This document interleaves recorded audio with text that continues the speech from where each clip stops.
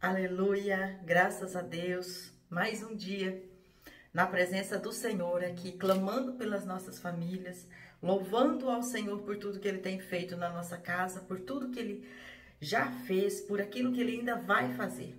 E eu quero hoje, numa palavrinha aqui para nós, de meditação ao Senhor, Romanos 8, nós ali sabemos que o Senhor ali fala da nova vida, a vida debaixo da graça de Deus.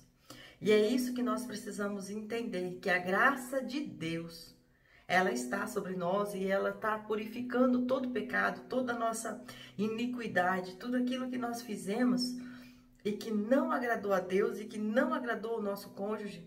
O Senhor, Ele está do nosso lado e Ele quer restaurar isso, e Ele quer trazer de volta a sanidade do amor, o cuidado, o respeito, aquela integração, aquela motivação sarada de vivermos unidos, crendo que o Senhor está conosco. Então aqui ele vai dizer assim, precisa ler todo o capítulo 8, porque é maravilhoso e ele vai falar da graça. Mas eu quero separar aqui alguns que ele vai dizer assim, ó. Os que vivem, que é o 8:5, os que vivem segundo a carne pensam nas coisas da carne, mas os que vivem segundo o Espírito, nas coisas do Espírito.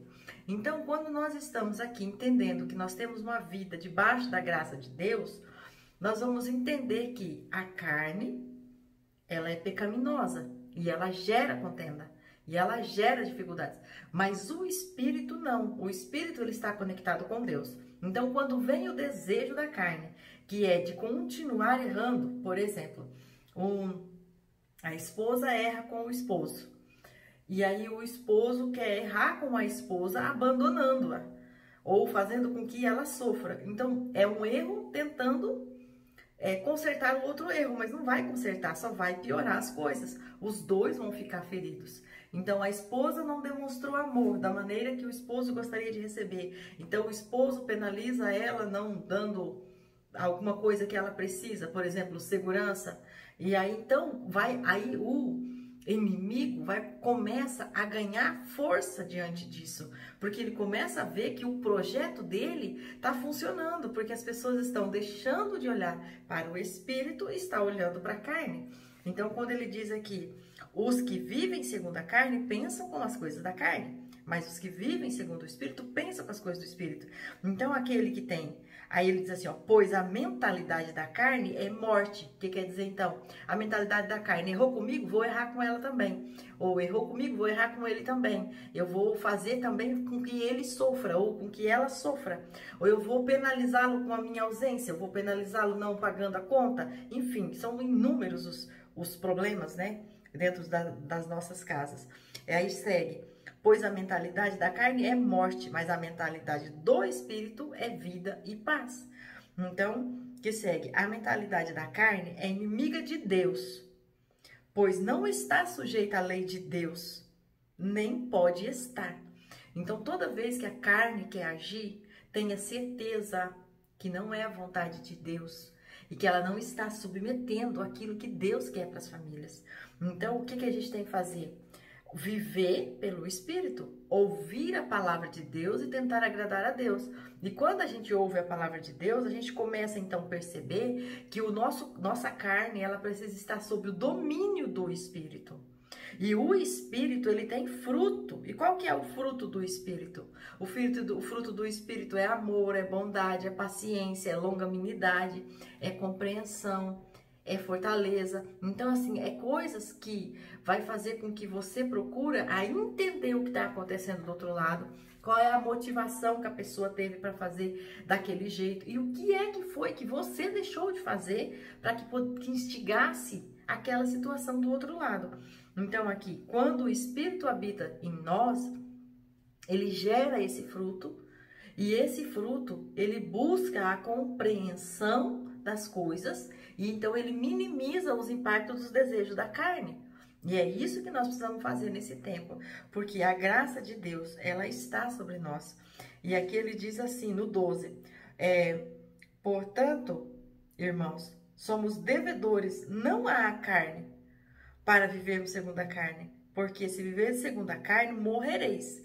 Mas se pelo Espírito mortificardes as práticas do corpo, vivereis. Pois todos os que são guiados pelo Espírito Santo de Deus são filhos de Deus. Então hoje é dia de nós olharmos para a graça. O Senhor Deus, quando permitiu que Jesus viesse para a terra como homem, para passar todas as dores, todas as necessidades de homem, e que ele venceu. E ele fez isso por amor a nós. E ele disse para nós que ele iria, mas ele deixaria para nós o Consolador, que é o Espírito Santo, que ia nos instruir, que ia nos guiar, que ia nos fortalecer, que ia nos dar a presença dele em todo o tempo. Porque ele, Jesus, na figura de homem, não poderia estar conosco o tempo inteiro e em todos os lugares. Mas ele, na presença do Espírito Santo, ele pode, e ele está aqui na minha casa, ele está lá na minha outra casa, onde está o meu esposo nesse momento, porque nós moramos em 2 cidades, vocês já sabem a história, mas assim, ele está aqui, ele está lá, e ele está, quando nós dois estamos juntos, como ele também está na sua casa, como ele também está na casa de todas as pessoas que confiam, que acreditam e que buscam a presença dele. Agora, nós precisamos alimentar o Espírito Santo de Deus. Como? Com a palavra de Deus. Porque senão a carne vai ficar mais forte e ela não vai conseguir ouvir o Espírito Santo. Se a gente alimenta o Espírito Santo fica de maneira que ele consegue sobrepor a vontade da carne. E isso é o domínio. E isso é com que a carne vai ficando cada vez mais mortificada. E isso não é para ficar triste, para ficar, então eu tô aqui sofrendo porque o meu desejo é uma coisa e eu tenho que fazer outra. Não. Quando o Espírito Santo de Deus habita em você, você traz um domínio para a carne, de maneira que a carne não vai gerar tristeza. A carne vai ficar alegre, porque o Espírito Santo tem o domínio sobre ela. Então ela tem a certeza de que o que ela está fazendo é aquilo que é certo. É aquilo que é certo, é aquilo que é reto, é aquilo que agrada a Deus. E isso traz para nós uma segurança muito grande.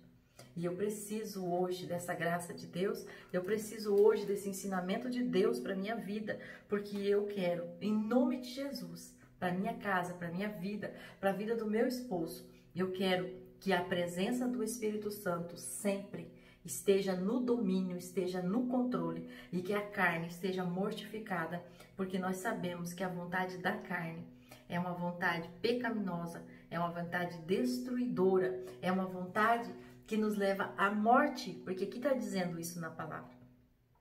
Mas a vontade do Espírito, ela traz vida, ela traz alegria, ela traz constância, ela traz presença, ela traz paz. Em nome de Jesus.